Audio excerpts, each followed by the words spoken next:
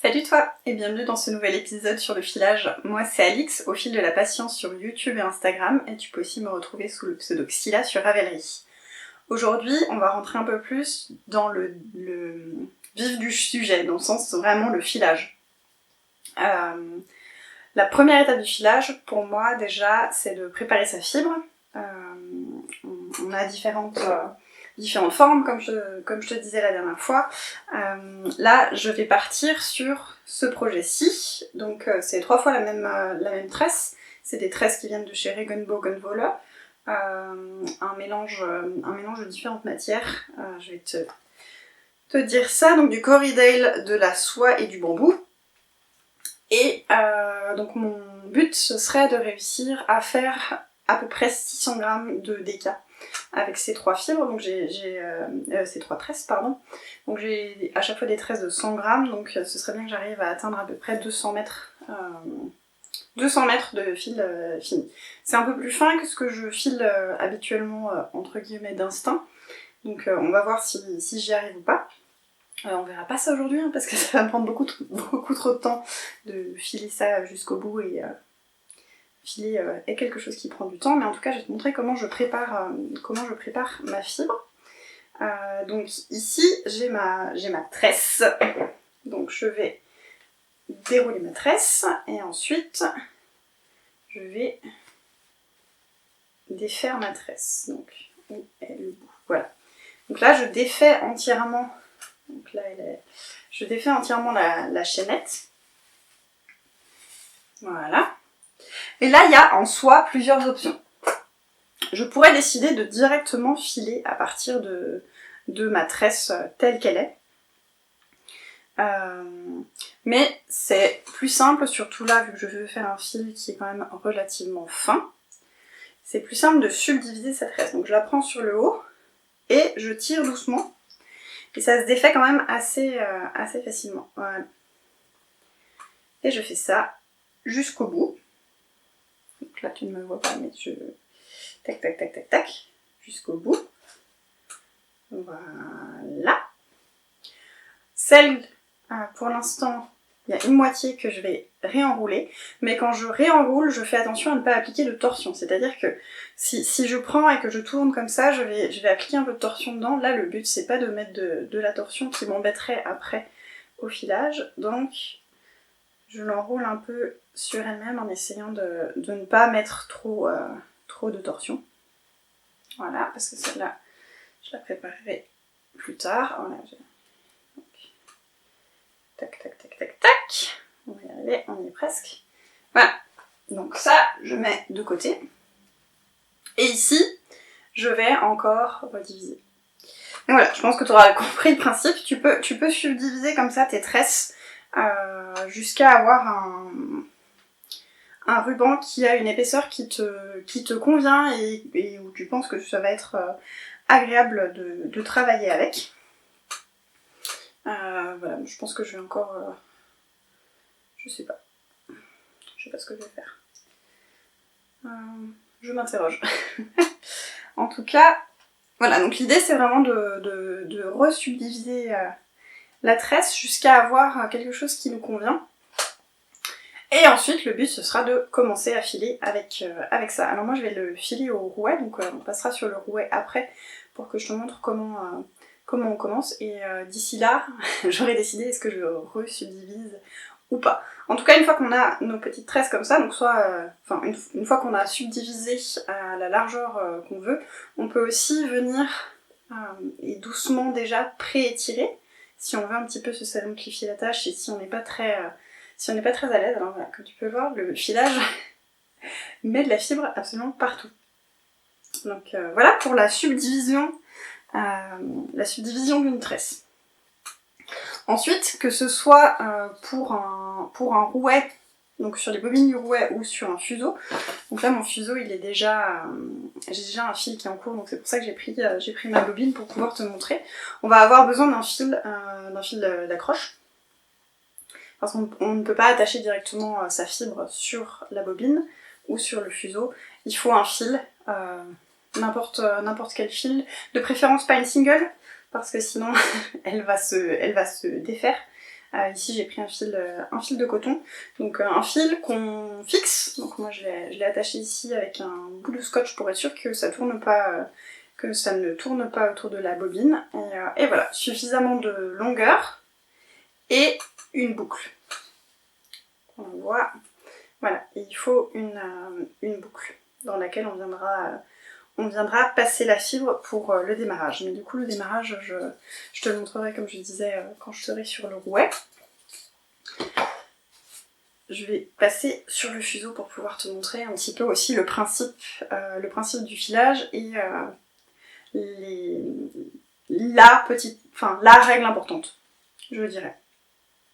Donc quand on file, on va filer ce qu'on appelle un fil célibataire. Donc ici j'ai déjà commencé, j'ai un fil qui est célibataire, ça veut dire que c'est un fil qui n'a qu'un seul brin.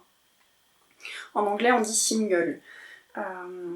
Donc on file un célibataire et ensuite on va prendre plusieurs célibataires, au moins 2 ensemble, et faire ce qu'on appelle un retord. Donc les mettre ensemble et les retordre tous les 2 ensemble, c'est ce qui va à la fin nous donner un fil. On pourrait aussi décider de garder le fil célibataire et d'utiliser le célibataire comme ça. Commercialement, c'est les laines qu'on appelle les singles, donc où il n'y a vraiment qu'un seul brin. Ce qui va être très important pour réussir à faire un fil final avec un retord, et aussi même pour filer, c'est de toujours tourner dans la même direction. Peu importe la direction, mais c'est de tourner dans la même direction pour faire ces fils célibataires. Donc, par exemple, ici, je suis en train de réfléchir à ce que je faisais. De toute façon, on va s'en rendre compte rapidement. Voilà. Donc ici, moi, je tourne dans le sens contraire. Je fais tourner mon fuseau dans le sens contraire des aiguilles d'une montre. Donc vu que j'ai commencé comme ça, il faut que je continue comme ça jusqu'au bout de mon fil. Parce que si je tourne dans un sens puis ensuite dans l'autre, en fait je vais détwister, je vais enlever la torsion que j'ai appliquée et je vais casser mon fil. Le but c'est vraiment d'appliquer la même torsion tout le temps en termes de sens. Et donc on parle de torsion S ou Z en fonction du sens dans lequel ça tourne. Et la règle, c'est donc de choisir un sens, garder celui-ci pour tous ces fils célibataires, et ensuite, quand on les retord dans le sens inverse. C'est-à-dire que si tu as tourné ton fuseau dans le sens anti-horaire pour faire tes célibataires, il va falloir tourner dans le sens horaire pour faire le retord. C'est la règle, en soi c'est une règle qui est assez simple, et c'est vraiment ce qu'il faut garder en tête parce que si jamais tu essayes de retordre 2 fils célibataires dans le même sens que celui où tu les as filés, tu ajoutes encore plus de torsion et du coup tu vas avoir un fil qui n'est pas équilibré et la construction du fil ne se fait pas de cette façon-là. Donc voilà, c'est vraiment important. Le fil célibataire, toujours dans un sens, celui que tu veux, anti-horaire ou ro-horaire, et ensuite le sens opposé pour le retord. C'est le même principe au rouet. On va choisir de faire tourner dans le sens horaire sa roue pour le célibataire par exemple, et anti-horaire pour le retord. Mais voilà, c'est vraiment ça c'est la base. Voilà, et du coup, je te parle de retord et ainsi de suite, mais donc on va commencer d'abord par le célibataire. Donc ici, j'avais déjà commencé un petit peu. Au filage, le but, ça va être de faire un fil qui est résistant. Donc là, si tu peux le voir, je peux tirer dessus, ça ne se casse pas. Alors que si je prends l'autre bout de mon ruban de fibre et que je tire, tu vois que ça s'étire. Donc le but, ça va être d'étirer la fibre et en même temps de lui appliquer une torsion, parce que appliquer une torsion, c'est comme là quand j'entortille sur lui-même mon fil après, enfin mes fibres, ça ne casse pas. Donc c'est ce qu'on veut faire quand on file. Ici c'est au fuseau. L'avantage du fuseau, c'est que ça permet de comprendre comment ça fonctionne. Je suis en train de filer mes cheveux. L'avantage du fuseau, c'est que ça permet de décomposer les mouvements. On est parti pour voir donc les mouvements avec le fuseau. Donc ici mon fil, j'ai déjà commencé à filer un fil célibataire et je le file en sens anti-horaire. Donc je vais lancer mon fuseau Voilà, donc là je l'ai pas lancé très fort, mais pour le principe, ça permettra quand même de te montrer. Donc avec ma main gauche, ici je pince pour bloquer la torsion, afin que la torsion se fasse juste entre le fuseau et ma main, et qu'elle ne remonte pas dans le ruban de fibre. Si elle remonte en fait déjà dans le ruban de fibre, je ne vais pas réussir à étirer, ce sera trop difficile parce que s'il y a de la torsion, on peut plus étirer les fibres. Je viens avec ma main droite récupérer l'endroit où je bloquais, et je viens faire, alors là j'exagère le mouvement pour te montrer, je viens faire ce mouvement là pour détordre un petit peu parce que à ce niveau là il y a déjà un petit peu de torsion qui est remontée, et donc je détors, je change un peu de main, et ensuite je viens étirer ma fibre. Et après moi j'ai tendance à lisser pour laisser remonter la torsion, mais il y a plusieurs façons de faire, c'est ce que je vais te montrer. Donc toujours ce même principe je fais tourner mon fuseau, je le bloque, et là je viens récupérer et j'étire. Ici le triangle de fibre étirée qui se place, en anglais on appelle ça le draft. On peut faire un draft qui est plutôt court ou un draft qui est plutôt long. Donc en anglais short draft pour le draft court et long draft pour le draft long. Voilà, et donc là moi je lisse pour l'instant. Donc toujours faire tourner dans la même direction, je bloque, et du coup ensuite je viens faire mon draft. Voilà, et donc on peut faire soit un draft qui est court, soit un draft qui est vraiment long, et donc voilà, toujours ce réflexe pour moi de lisser parce que c'est la façon que j'ai de filer, je file généralement en lissant ma fibre, mais il est aussi possible alors que je te montre,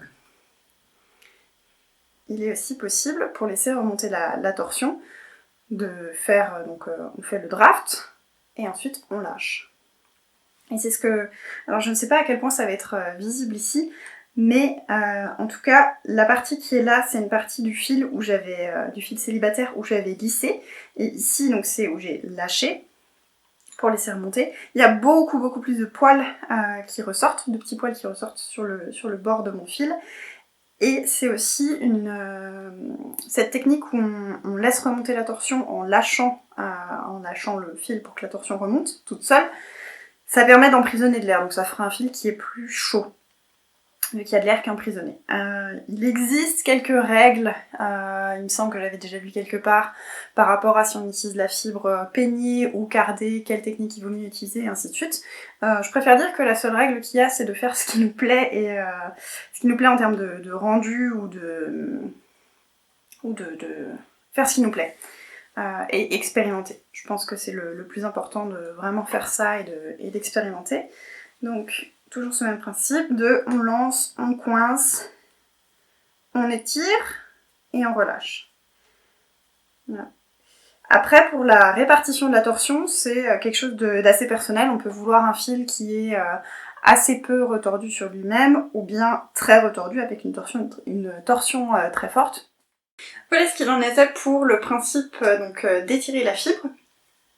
Donc un long draft ou un short draft, donc soit long, soit court au moment où on étire, et donc ce principe de soit on lâche pour laisser la torsion remonter, soit on lisse le fil.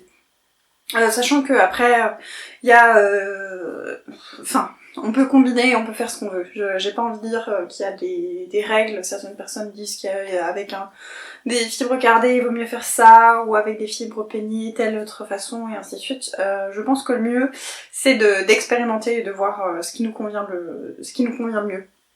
La seule vraie règle à garder en tête, c'est cette histoire de faire tourner toujours dans le même sens pour son fil célibataire, et d'avoir le même sens de torsion pour ses fils célibataires, et au moment où on retord, faire la torsion dans le sens inverse. Voilà, quelque chose que je ne t'ai pas montré parce que c'est quelque chose que je n'arrive pas à faire. On peut aussi, quand on file au fuseau, faire tourner son fuseau, et en même temps, pendant que le fuseau tourne, étirer sa fibre. Donc ne pas passer par cette étape intermédiaire que je t'ai montré, où moi je bloque le fuseau entre mes deux cuisses. C'est possible de filer en faisant ça, ce qui fait que c'est possible de filer debout par exemple. dans ces cas-là sans bloquer le fuseau, mais moi c'est quelque chose que je n'arrive pas à faire, donc voilà, je ne pouvais pas te le montrer. L'avantage du fuseau comparé au rouet, c'est justement le fait de pouvoir bloquer comme ça le fuseau et donc de pouvoir découper les mouvements et de mieux comprendre et d'avoir moins de choses à gérer en même temps. Parce qu'avec un rouet, tout se passe en même temps. Avec le rouet, on pédale de façon à faire tourner la roue toujours dans le même sens, par rapport au sens qu'on a choisi. Ce qui fait que la torsion se fait constamment et le rouet tire constamment aussi le fil. Il y a deux forces qui s'exercent si on schématise. Il y a une force qui fait que ça tourne, donc il y a cette torsion qui monte, et il y a aussi le fait que le fil est tiré par le rouet. Donc faut un peu imaginer un mouvement en spirale qui fait que le fil est avalé par le rouet et aller s'enrouler autour de la bobine et que en même temps on a cette torsion qui monte dans le fil. Je suis en train de réfléchir. Il y a eu une coupure, tu vois peut-être à la lumière, il y a eu une coupure parce que je n'avais plus de batterie, ce qui fait que sur le moment là, je ne sais plus de quoi j'ai déjà parlé ou pas encore. Je vais te parler maintenant un petit peu des rouets. Donc il en existe différents types, avec une courroie, deux courroies, différents types de tension. Je connais certains mots, mais je ne sais pas forcément ce qu'il y a derrière. Par exemple, je sais qu'il y a des tensions écossaises, et ainsi de suite. Enfin, j'ai pas envie de rentrer dans les détails trop techniques. Pour moi, ce qui est important avec un rouet, c'est que ce soit un rouet qui te plaise et avec lequel tu arrives à filer. Parce que, par exemple, lors de mon stage de filage que j'avais fait, j'avais essayé donc j'avais filé au début sur le Aura de Majacraft et j'avais eu la chance de tester aussi le Little Gem et je n'arrivais pas du tout, mais alors pas du tout à filer avec. Donc c'est pour ça que je pense que c'est important quand on a la possibilité avant d'acheter un rouet pour soi, de pouvoir tester ce modèle-là. Après, il y a plusieurs choses à prendre en compte aussi. Donc le filage c'est quelque chose qui prend du temps, même avec un rouet. C'est lent, c'est un processus qui est lent. Donc c'est un processus où on va passer énormément de temps et c'est important de penser à son corps et de penser à protéger son corps aussi. Donc à avoir une position et une posture qui est bonne quand on file pour ne pas se faire mal, en fait, pour ne pas se créer douleur et ainsi de suite. Et il existe des rouets qui ont une pédale et des rouets qui en ont deux. Donc c'est la même chose, c'est à prendre en compte en fonction de soi, de son corps, de ce qu'on veut, de ce qu'on peut aussi, parce que certaines personnes peuvent être porteuses d'un handicap et ne pas être en capacité de pédaler. Dans ces cas-là, il existe des rouets mécaniques. Pas mécanique justement, des rouets électriques qui se posent sur une table et où là on appuie, on fait on-off dessus et ça tourne quoi, donc ça rend le filage accessible aussi à plus de personnes. Tout ça pour dire que si on est en capacité de pédaler, c'est quelque chose à prendre en compte aussi de est-ce qu'on préfère avoir un rouet qui a deux pédales ou un rouet qui n'en a qu'une. Parce que un rouet qui n'a qu'une pédale, ça veut dire que c'est toujours la même jambe qui doit pédaler. Personnellement, je préférais avoir un rouet à deux pédales, justement pour une histoire d'équilibre. Je me suis dit que ça allait être mieux, et voilà. Après, pour les rouets, il y a aussi quelque chose à prendre en compte, c'est le budget qu'on a, ou bien le budget qu'on n'a pas. Et, parce que un rouet, ça a un certain prix, et en fonction des rouets, ça a d'autant plus un certain prix. Voilà. Il faut avoir en tête un petit peu ces différentes choses. Mais je pense vraiment que, alors j'allais dire le plus simple, non pas forcément, mais si on a la possibilité d'essayer un rouet chez quelqu'un ou lors d'un festival ou ce genre de choses avant de faire un achat, je pense que c'est aussi mieux. Il y a un point aussi qui en soi a un peu d'importance aussi, je trouve, c'est le design du rouet, parce que c'est quand même un objet qui prend une certaine place, qu'on va pas forcément ranger facilement dans un coin ou cacher entre guillemets, et si on, en plus du côté pratique et filage, on peut avoir un rouet qui nous plaît esthétiquement, c'est un plus aussi. Voilà, c'est plusieurs petites choses. N'étant clairement pas une experte, je peux pas non plus te détailler tout. Mais voilà, je pense que cette histoire de une ou deux pédales, c'est quelque chose qui est assez important. Après, la prise en main d'un rouet à l'autre, on arrivera à trouver comment fonctionne le rouet parce que le principe de base est un peu identique. Je n'ai jamais eu la chance de tester les rouets électriques, donc ceux qui sont à poser là dont je te parlais, donc là je peux pas te faire de retour du tout là-dessus et sur l'utilisation, mais ça en fait quelque chose qui est beaucoup plus compact et beaucoup plus transportable aussi si on va quelque part où on a accès à une prise électrique. Donc voilà, le rouet. Voilà pour le rouet. On va peut-être passer sur le rouet maintenant. J'étais en train de réfléchir à si j'avais rien oublié par rapport à ce que je voulais dire pour le choix d'un rouet, mais je crois que j'ai fait le tour. De toute façon, si jamais il y a quoi que ce soit, soit que je viens de mentionner, soit qui dans la partie précédente, qui n'est pas clair, ou bien s'il y a des imprécisions, ou si tu as envie de plus de précision, ou bien que j'essaie de creuser un peu plus certaines parties, n'hésite vraiment pas soit à venir me parler sur Instagram, soit ici dans les commentaires. Mais voilà, donc on va passer au début du filage sur le rouet. Voilà, donc là je me suis placée devant mon rouet. Je n'ai pas encore installé la bobine ni rien, comme ça je vais pouvoir un petit peu te montrer.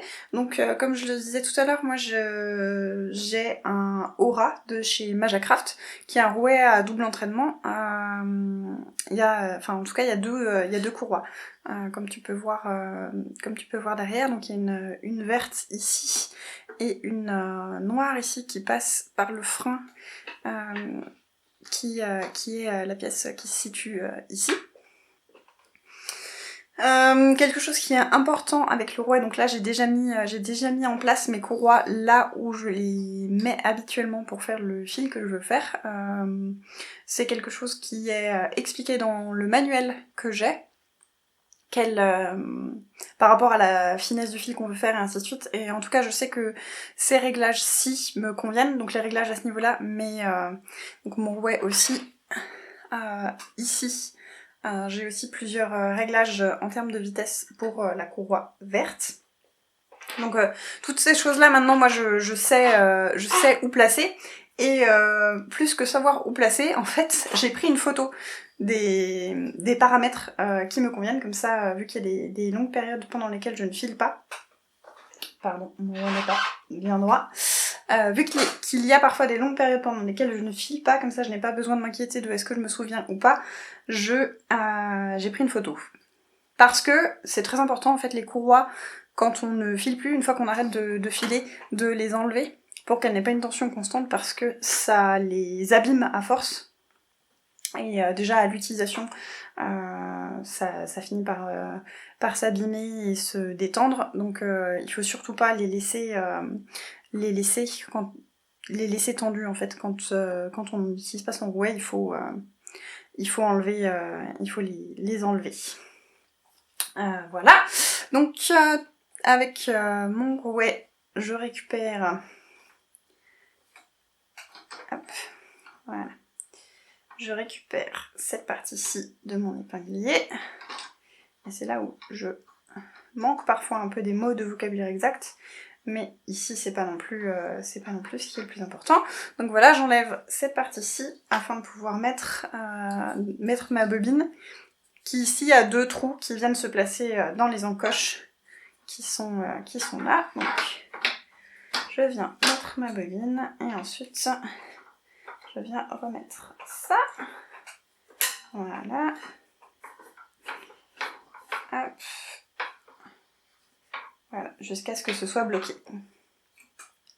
Ok, et je viens aussi récupérer mon fil, donc le fil dont je te parlais tout à l'heure, mon fil de départ. Voilà, sans l'emmêler, ce serait mieux. Et je viens enfiler mon rouet. Donc là, je te montre pas en détail parce que c'est vraiment spécifique. Cette étape-là est vraiment spécifique au rouet. Je vais filer mon célibataire dans le sens horaire et du coup, voilà, comme tu peux le voir là, Je pense que je me suis servi de cette bobine. Alors...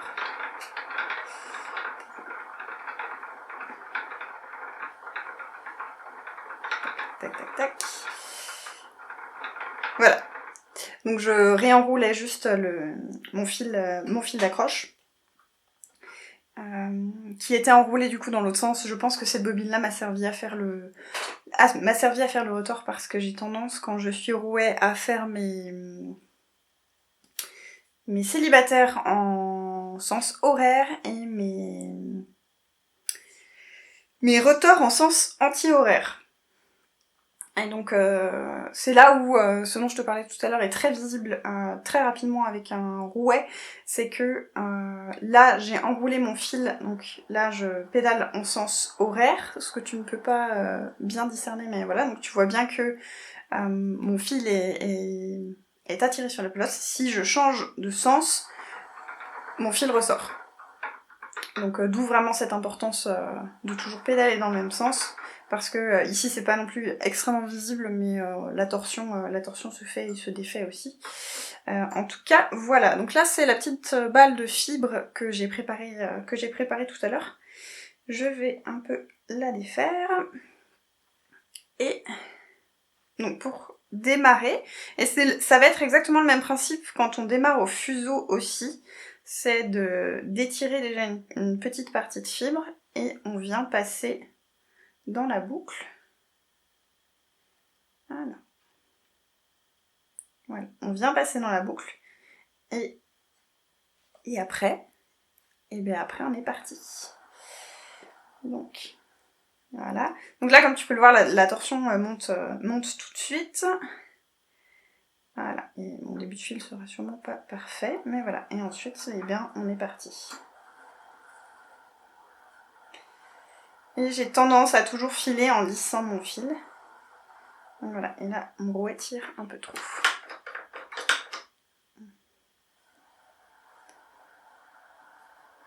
Voilà, ça fait un petit temps que j'ai pas filé au rouet aussi, donc il va falloir que je reprenne l'habitude, mais voilà. Et vraiment, je pense qu'il faut pas non plus vouloir se mettre de pression à vouloir filer vite, ou bien à vouloir filer extrêmement fin, ou bien extrêmement régulier.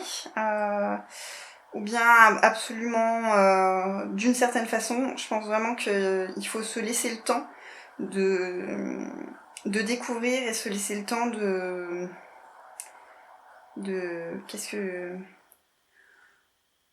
se laisser le temps. Se laisser le temps de découvrir, se laisser le temps d'y arriver. Si on a l'impression de perdre le fil aussi, on peut aussi s'arrêter. Et se laisser le temps de trouver ses réglages. Voilà. Et après, on est parti. Voilà. Il tire encore un peu quand même. Alors.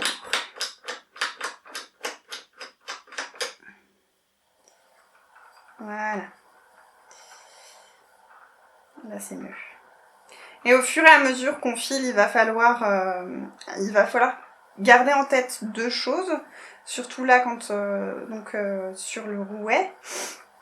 C'est que, comme tu peux le voir, mon fil s'accumule sur ma bobine. Maintenant, il tire plus assez. C'est toujours comme ça au début, le temps que je retrouve un peu les paramètres qui me conviennent. Donc mon fil s'enroule autour de ma bobine. Et il va falloir penser de temps en temps à s'arrêter pour le décaler. Ce que je fais aussi, et qui se voit sûrement pas extrêmement bien là, c'est que je retiens quand même un peu le fil. Le fil est constamment en fait attiré vers le rouet. Et je le retiens pour laisser la torsion monter dedans. J'ai tendance à faire un peu des fils qui sont pas très équilibrés, dans le sens où la torsion n'est pas... Il y a un peu trop de torsion dans mes célibataires et trop de torsion lors du rotor. Mais ça, je t'en reparlerai aussi une fois que j'aurai les fils et que j'aurai de quoi te montrer un rotor. Voilà, donc là, je vais m'arrêter. Et donc là, tu vois que ça s'enroule à ce niveau-là. Et ça, c'est dirigé par la bague que j'ai ici. Et que je peux donc... que je regarde où j'en suis. Que je peux donc décaler. Et ce qui va faire que ça va s'enrouler à un autre endroit. Donc ça, il faut il faut de temps en temps le faire pour que ça se répartisse comme il faut. Et il faut que je fasse attention à ne pas casser mon fil. On est passé pas très loin. Après, c'est pas très grave non plus, parce que on peut toujours raccrocher. Mais voilà. Un petit peu... Après, il y a des... Pour filer fin, il faut pédaler assez vite. C'est une vitesse qui est un peu plus... Il y a des histoires de vitesse en fait. Pour filer gros, il vaut mieux filer doucement. Et... Enfin, les mains vont vite, mais les pieds vont lentement. Et pour filer fin, les pieds vont vite, mais les mains vont lentement. Je sais plus ce que je dis, je sais plus où j'en suis. Je n'ai pas l'habitude de parler pendant que je file, donc c'est un petit peu technique pour moi. Mais voilà, un petit peu ma façon de filer. Et je dis bien ma façon parce que je pense qu'on a chacun et chacune une façon de filer. Et oui, il y a des règles, mais on a une façon de rattraper les moments qui vont plus ou moins bien. Comme là, par exemple, j'ai fait un peu n'importe quoi. Mais en lissant un peu de temps en temps. Hop. Mais voilà, et je pense qu'il faut vraiment, et je le répète encore, mais ce qui est important, c'est de se laisser le temps, d'accepter le fait aussi que qu'on va peut-être pas réussir tout de suite à faire ce qu'on a en tête, et d'essayer de partir avec juste l'objectif de faire du fil et d'apprendre, et pas se dire tout de suite je veux faire un fil extrêmement fin, ou bien je veux faire un fil extrêmement gros, ou bien un fil très fantaisie, mais de se dire je fais aussi un peu comme ça vient. Parce que c'est ce que je te disais dans le premier épisode, filer c'est quelque chose qui est c'est très tactile. J'ai l'impression de dire des banalités, mais je dis ça dans le sens où c'est vraiment beaucoup une histoire de toucher et de sentir la torsion qui monte, de sentir où est-ce qu'on en est, de sentir de ressenti, et voilà. Donc il faut se laisser le temps d'apprendre à ressentir en fait. Mais voilà, je suis en train de réfléchir si j'ai oublié quelque chose, je ne sais pas. Je crois que c'est à peu près tout ce que je voulais te dire ici. Il me semble que j'ai à peu près mentionné tout. Voilà, si tu as la possibilité, vraiment, si tu es très attiré par le filage au rouet, je te conseille vraiment d'essayer de trouver quelqu'un qui file près de chez toi et qui accepterait de te faire tester le filage au rouet, que ce soit quelqu'un de... Alors idéalement un professionnel, parce que comme ça tu as vraiment quelqu'un qui pourra être sûrement de meilleurs conseils que... Je dis ça parce que venez pas me voir moi, parce que je vais pas pouvoir non plus énormément vous aider, et ainsi de suite. Et voilà, mais voilà, j'ai cassé mon fil. Oui, ben voilà, ça illustre le fait que j'ai perdu le fil de ma pensée aussi. Oui, je disais, donc si vous avez la possibilité d'aller voir un professionnel, un ou une professionnelle, quelqu'un qui enseigne le filage, autant soutenir les indépendants aussi. C'est aussi quelque chose que vous pouvez vous faire offrir, et le rouet représentant un budget, et là on est dans les périodes de Noël, ça peut aussi être une idée de cadeau en fait, de demander une enveloppe pour s'acheter un rouet par exemple. Je suis en train de me dire que je peux peut-être quand même te montrer comment je vais faire là pour rattraper mon fil qui a cassé. Parce que c'est intéressant quand même. Donc ici je vais venir préparer un petit peu ma fibre. Donc là j'étire un petit peu ma fibre et je vais venir à la perpendiculaire. Mais d'abord il faut que je lui redonne un peu à manger. Qu'est-ce que je fais? Ah, il me semble bien qu'il y avait un bruit bizarre.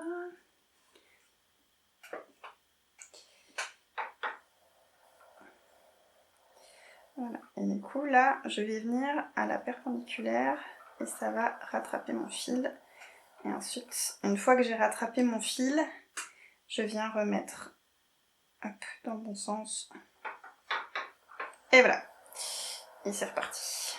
Alors, voilà, c'est pas nickel comme pour repartir, mais voilà. Je crois que j'ai enroulé bizarrement quand même. Qu'est-ce que j'ai fait?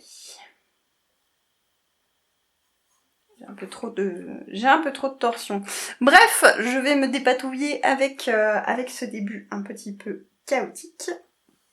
Et voilà. J'espère que cette vidéo... Je n'arrive même plus à parler. J'espère que cette vidéo t'aura plu, que tu l'auras trouvée instructive et en tout cas que tu auras trouvé des réponses à des questions que tu avais peut-être. Si tu commences le filage et que mes vidéos t'aident, n'hésite pas à me le dire parce que ça me ferait très plaisir. Si tu as des questions, n'hésite pas, comme je te le disais avant, à venir me les poser soit sur Instagram, soit ici. J'essaierai d'y répondre soit dans les commentaires, soit dans une prochaine vidéo. Pour l'instant, je n'ai pas eu de commentaires. J'ai eu quelques retours très gentils, donc je remercie les personnes qui m'ont écrit et qui m'ont fait des petits retours. Et voilà. Bon filage et à la prochaine fois. Salut!